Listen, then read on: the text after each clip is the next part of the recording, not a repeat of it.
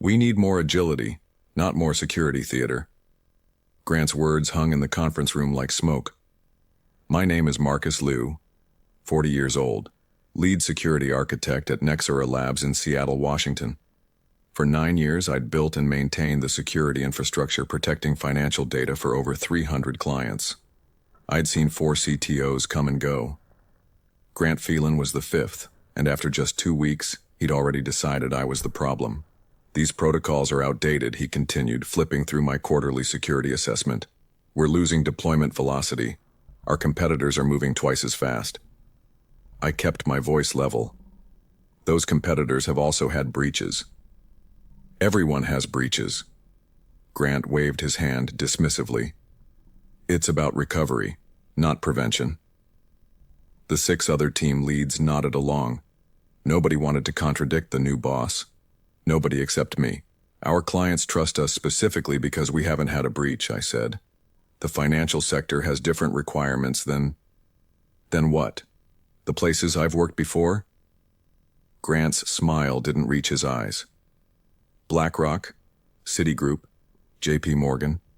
I'm familiar with financial security requirements, Marcus. What he didn't understand was that our system wasn't standard. I'd built custom security layers after the board refused to invest in enterprise solutions. Proprietary firewall rules, custom IDS patterns, a homegrown access control system. All documented, but the documentation was sparse because they'd never approved time for proper knowledge transfer. I'd like to walk you through why these particular... We don't have time for that today. Grant closed his laptop. Everyone stretched thin, getting the new client portal ready. Let's table the security discussion. After the meeting, Diane from product development caught me in the hallway. You okay? That was rough. I'm fine. I wasn't. Grant's just trying to make his mark, she said. Give him time to settle in. But 3 days later, I found my access to the security logging server restricted.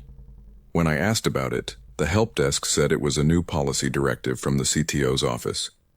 Security logs were being consolidated into the general IT monitoring system, a system I'd repeatedly flagged as inadequate for detailed forensic analysis. That night, I backed up my documentation and security notes to my personal drive. Not company data, just my processes, methods, and system architecture. Something told me I might need it soon. The next morning, my security dashboard showed 3 unusual login attempts flagged by my custom monitoring tool. Nobody else seemed to notice. I'd come to Nexera after 5 years at a government contractor. Back then, the company was a scrappy startup with ambitious founders and more vision than funding. I was employee number 26. Now we had over 300 people across 2 office buildings. My dad had been skeptical when I left my stable government-adjacent job. For a startup? In this economy? But I believed in what we were building. Security-first financial data management before fintech became a buzzword. I'd taken a pay cut to join, compensated with equity that would be worth something if we succeeded. And we did. For years, I worked 80-hour weeks building our security architecture. While other team leads fought for budget and headcount, I made do with less, developing custom solutions when we couldn't afford off-the-shelf products. The compromise was always the same. I'd build it myself, but there was never time to properly document or train others. That's a bottleneck, our previous CTO Jennifer had warned. What happens if you get hit by a bus? Then whoever replaces me better be good at reading code comments, I'd joked. Jennifer understood the technical debt we were accumulating, but she protected me from the board's constant push for faster releases and more features. We had a rhythm. I'd identify risks, she'd translate them to business impact, and we'd find compromises that kept our security posture strong. Then Nexera got acquired by Vertec Holdings. Jennifer was replaced by Grant, whose mandate was clear: accelerate growth, streamline operations, unlock trapped value, as he put it in his all-hands introduction. Within a month, I noticed the changes. Security reviews were shortened to accommodate more aggressive release cycles. Penetration tests were rescheduled, then scaled back. My team's authorization requests for security upgrades were deprioritized. Diane saw it too. Over lunch in the courtyard, she confided, "They're pushing our sprint capacity to the breaking point. QA is getting squeezed to meet deadlines." "What about the compliance requirements?" I asked.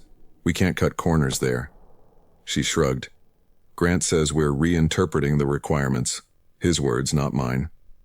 That evening, my direct report, James, stopped by my desk. "Something weird," he said. "I got questioned about our firewall rule update process. Grant wants to know why changes take so long to implement." "Did you explain the testing requirements?" "Yeah, but he kept asking if there were workarounds we could use for emergency situations." After James left, I sat staring at my monitor. 9 years of careful work, and now they wanted shortcuts. I could feel it all beginning to unravel. The calendar invite came on Thursday morning. Security restructuring discussion. Marcus Liu, Grant Phelan. Conference room B, 2 p.m. I spent the morning checking my security dashboards one last time. Everything was running as designed. The custom alert system I'd built was monitoring for unusual access patterns. The segmentation between client data repositories was intact. The backup verification tests were all green. At 2 p.m. sharp, I walked into conference room B. Grant was already there with Heather from HR. "Marcus, have a seat." His tone was professional, empty. "I'll get straight to the point. We're restructuring the security operation model, transitioning to a more distributed approach." I said nothing. The presence of HR told me everything I needed to know. "Your position as centralized security architect is being eliminated," he continued. "We're embedding security functions within each product team." "Who will maintain the core security infrastructure?" I asked. "We're moving to cloud-native tools with third-party management," Grant explained. "More scalable, less dependent on tribal knowledge." Tribal knowledge. My 9 years of building custom solutions to protect client data reduced to an organizational anti-pattern. Heather slid a folder across the table. "This outlines the severance package. 2 months salary, extended health benefits, and accelerated vesting of your equity from the acquisition." I opened the folder, scanned the numbers. Fair, even generous. This decision had been made well above Grant's level. He was just the messenger. "We'll need your access cards and credentials before you leave today," Grant added. "James will handle any knowledge transfer over the next 2 weeks. You don't need to come in, but be available by phone." "James doesn't know the entire system," I said. "Nobody does except me." Grant's expression hardened slightly. "Everything's documented, Marcus. We've reviewed your wikis and repositories." "Documented, yes. But understanding the documentation required context I'd never had time to provide. The board had repeatedly denied my requests for a proper knowledge transfer project. "Move faster, we'll clean it up later," had been the refrain for years. "I understand," I said, closing the folder. I wrote down my passwords on a notepad. Domain admin, VPN, security console, monitoring systems. 9 years of protecting this company's data distilled into 8 credential sets. Grant nodded as I pushed the notepad across the table. "I know change is hard, but this is the right direction for the company." I handed over my access card and stood up. "I hope you're right." Walking out through the lobby, I passed the wall of framed awards and press mentions. Nexora Labs, most secure financial data platform 5 years running. My work, my legacy. I didn't feel anger, just a hollow certainty that they'd made a catastrophic mistake. Not firing me. Companies reorganize all the time. The mistake was thinking they understood what they were dismantling. In my car, I turned off my phone and drove to Lake Washington. I sat watching the water for an hour, calculating how long it would take before the first security incident. Not if, but when. 2 days later, my prediction came true faster than even I had anticipated. My personal phone lit up with texts from James. "System's acting weird. Multiple alert triggers. Can you call?" I stared at the message. Part of me wanted to ignore it, to let Grant discover firsthand what happens when you dismantle security infrastructure you don't understand. But 9 years of professional instinct won out. I called James. "Thank God," he answered. We've got unusual traffic patterns on the Eastern Gateway. The monitoring system is flagging it, but nobody knows what to do." "What's Grant saying?" I asked. "He's in meetings with the board all day. The IT team is saying it's probably just a false positive from the automated rule updates. Automated rule updates that I had designed to adapt to emerging threat patterns. If they were triggering alerts, something was wrong." "Did anyone check the second-level verification logs?" I asked. Silence. "The what?" I closed my eyes. "James, there's a secondary validation system that confirms alert patterns before raising flags. If both systems are triggering, it's not a false positive." "Where do I find that?" I walked him through accessing the hidden dashboard. The credentials weren't in my handover notes because it was a system I'd built during a weekend hackathon 3 years ago. It had caught 2 potential breaches since then. "Oh shit," James whispered. "Both systems are lit up like Christmas trees." "You need to isolate the Eastern Gateway immediately," I said. "Power down the external connection and fail over to the backup line." I don't have that authorization," James replied. "Nobody gave me the admin rights to network hardware." Of course they hadn't. In their rush to remove me, they'd forgotten to transfer the full scope of my access. "You need to get Grant or someone from senior IT," I said. "I'll try. Can you come in? Just to help sort this out?" I hesitated. "That's not my job anymore, James." "Please, Marcus. I don't know what I'm doing here." Part of me wanted to help. The other part knew better. "Call Grant. Tell him exactly what I told you. I'll be available if he wants to contact me directly." 3 hours later, Grant called. "Marcus." His voice was tight. "We're having some security issues." "I heard." "James seems to think it's serious. Our regular monitoring isn't showing much." "That's because the regular monitoring wasn't designed to catch sophisticated intrusions. I'd built a separate system for that." "What do you want from me, Grant?" He cleared his throat. "We could use your insight. Maybe a phone consultation? You want me to consult on the security system you just decided wasn't necessary?"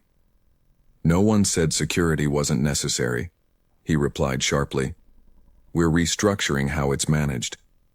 "How's that working out so far?" The line went quiet for a moment. "We're prepared to pay your contractor rate for assistance." I smiled grimly. "My contractor rate is $800 per hour, 4-hour minimum, paid up front, plus a signed statement acknowledging that I'll have no liability for outcomes."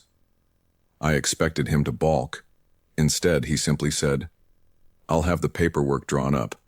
How soon can you start?" "I can't," I replied. "I've accepted another position. Non-compete clause in my severance prevents me from accessing your systems now that I'm joining a different financial security firm." This was a lie. I hadn't accepted another job yet, and the non-compete had exemptions for consulting work. But Grant didn't know that. "Marcus, this is serious." "Yes," I agreed. "It is." I ended the call and turned my phone off again. Whatever was happening at Nexora, it wasn't my problem anymore. They had made their choice. The next morning I checked the tech news sites out of habit. Nothing about Nexora yet. But by noon, the first headline appeared on a cybersecurity blog. "Financial data firm Nexora Labs investigating potential security incident." My phone had 7 missed calls from various Nexora numbers. 3 from Grant, 2 from James, 1 from Diane, and 1 from a number I didn't recognize. I listened to the voicemails. Grant: "Marcus, we need to talk. The situation has escalated. Call me back immediately." James: "It's bad. Really bad. Someone's in the system and we can't lock them out. Please call." The last voicemail was from Stephen Wright, Nexora's CEO. "Marcus, this is Stephen. Whatever happened between you and Grant, we need your help right now. Our client's data is at risk. Please call me directly." I sat at my kitchen table, coffee growing cold. 9 years building a security system, and it had taken less than 72 hours for it to be compromised after I left. Not because the system was flawed, but because no one understood how to maintain it. I called Stephen back. Thank God, he answered. Marcus, we have a situation.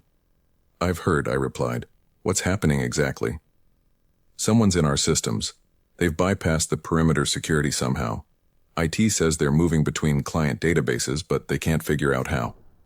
Grant says something about the internal segmentation failing. The internal segmentation. My custom-built data isolation system that prevented lateral movement between client repositories. It was designed to automatically lock down if it detected unusual access patterns.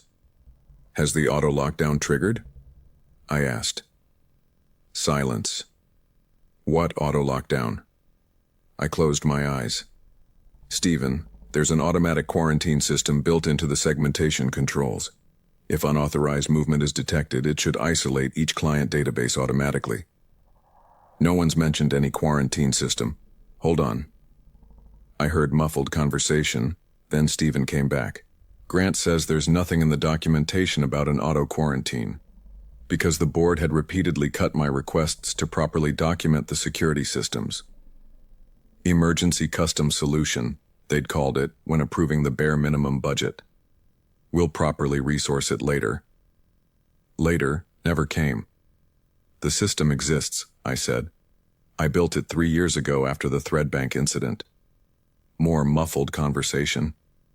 Then Grant's voice came on the line. Marcus, where exactly is this quarantine system? We can't find it in any of the infrastructure diagrams. It's not in the diagrams because it was implemented as an emergency measure during the security incident 3 years ago. The board approved it as a temporary solution that became permanent. Check the minutes from the emergency board meeting in August. Another pause. We're looking... Yes, here it is. Approved emergency security measures as proposed by Liu. But there are no technical details. Because the board didn't want technical details, they wanted the problem solved. I could almost hear Grant's frustration through the phone. Can you just tell us how to activate it? It should activate automatically. If it hasn't, something's been changed in the configuration. Nothing's been changed, Grant insisted. I thought for a moment. Check the scheduled tasks on the security management server. There's a verification job that runs every 6 hours to confirm the quarantine system is operational. A few minutes of silence then. The task is there, but it's disabled. Who disabled it? I asked, already knowing the answer. Grant's voice was quiet. It was disabled as part of the security restructuring. We consolidated scheduled tasks to reduce system overhead. They had dismantled my security system piece by piece, not understanding how the components worked together. Now they were facing the consequences. While Nexora's nightmare unfolded, I received a LinkedIn message from Elaine Hudson, CTO at Sentinel Security Group. Heard you might be available. We should talk. Sentinel was one of the top security firms in the country. I'd followed their work for years, admired their approach. The message couldn't have been better timed. We met for coffee that afternoon at a small cafe in Pike Place Market. Elaine was straightforward. Word travels fast in security circles.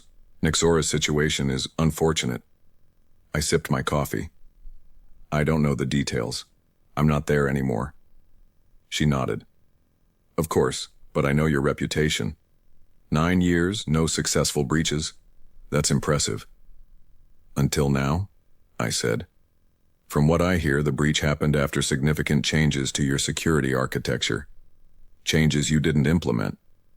I didn't ask how she knew that. The security community was small, and news traveled quickly. We're expanding our financial sector practice, she continued. We need someone who understands the unique challenges, someone who's built custom solutions and knows how to manage complex security infrastructures. The job offer was generous. Double my Nexora salary plus equity with a team of 8 security engineers reporting to me. The catch? I had to start immediately. I should tell you, I said. My severance includes a non-compete clause. Elaine smiled. Our legal team has reviewed standard Nexora severance agreements. The non-compete only applies to directly competing financial data services, not security consulting firms. We're not a competitor to Nexora.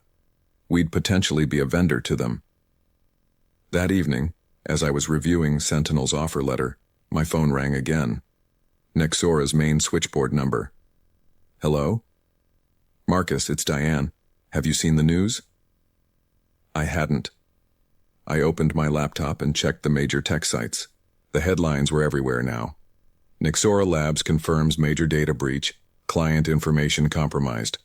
Financial services firm, Nexora suffers catastrophic security failure.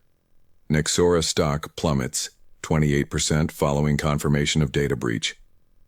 How bad? I asked. Bad, Diane replied. The intruders got into at least 40 client databases before we managed to shut down external access completely. The system is in chaos.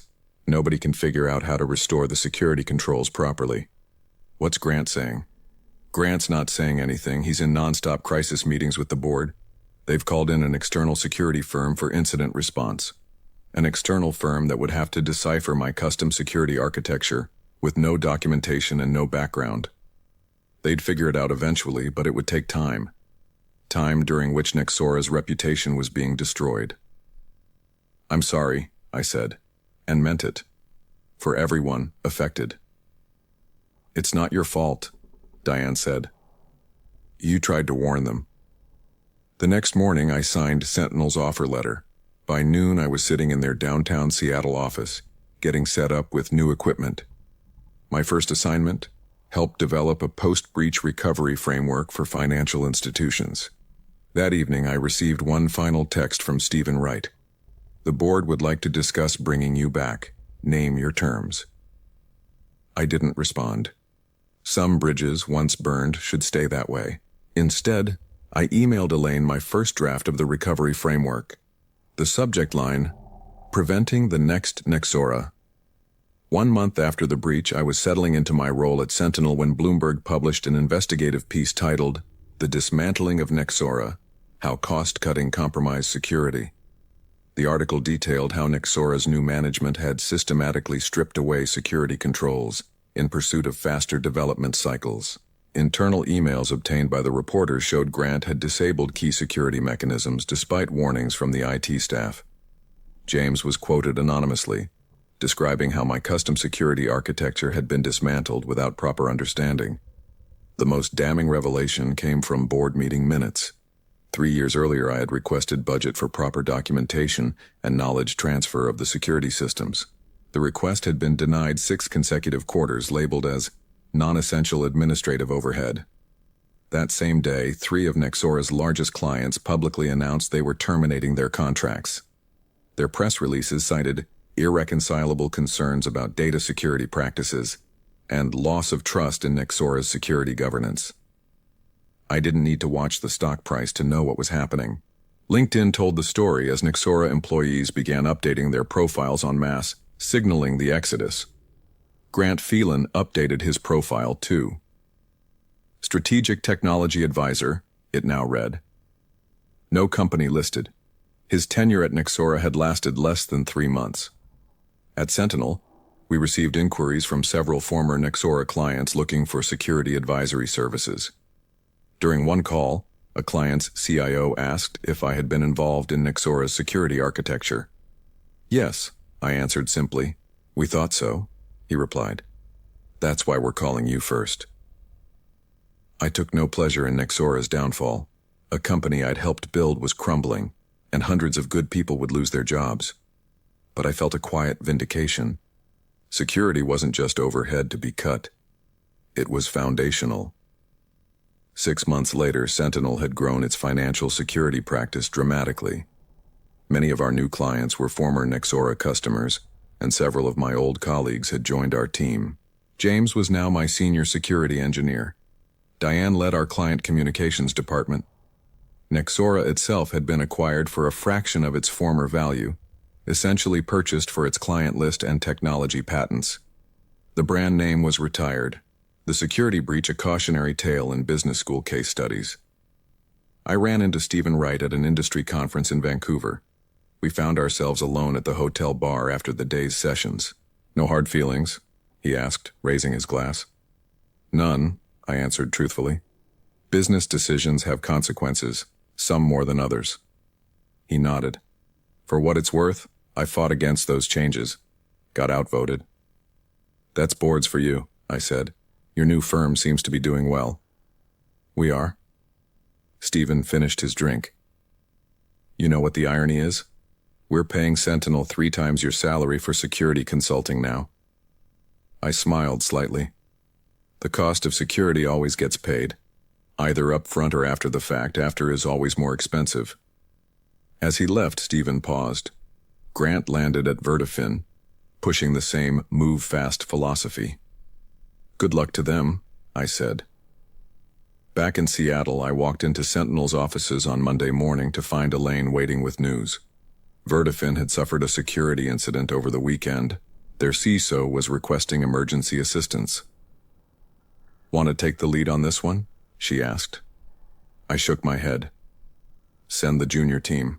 They need the experience. That afternoon, I finalized our new client onboarding documentation. Clear, comprehensive, meticulously detailed. The section title, Understanding the Full Security Architecture, the Foundation of Trust. My father had been right about one thing. Job security isn't about where you work. It's about being the person who knows how to prevent disasters that others don't even see coming.